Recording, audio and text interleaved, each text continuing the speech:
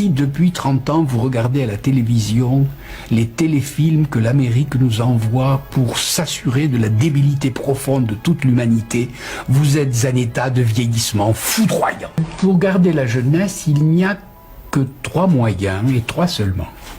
Il y en a un qui est très connu, qui est très cher et qui ne sert à rien. C'est ce qu'on appelle le cosmétique. La deuxième technique est déjà un peu moins chère et elle est peu utilisée, c'est de faire des exercices, c'est-à-dire de se lever de bon matin, d'aller marcher 2 heures par jour, de vivre au grand air et ainsi de suite, c'est-à-dire de faire des exercices. Ce moyen-là demande une morale. Mais le troisième moyen de rester jeune, le troisième moyen est absolument gratuit et totalement inconnu. Et jamais je n'ai rencontré un médecin qui le conseille à ses patients. C'est tous les jours lire un texte un peu difficile. Et tous les jours écouter un raisonnement un peu difficile. Et tous les jours faire un effort intellectuel. Parce que la vieillesse, c'est toujours le gâtisme.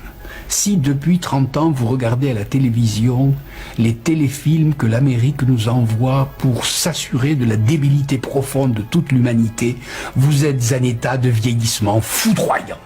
Et si au contraire, vous prenez un livre un peu difficile, que vous essayez de comprendre une seule page pendant 10 minutes, vous êtes sûr de rajeunir. Et c'est parfaitement efficace. Alors donc, plus de téléfilms à la mode américaine, lisez donc des livres difficiles. Apprenez des choses difficiles.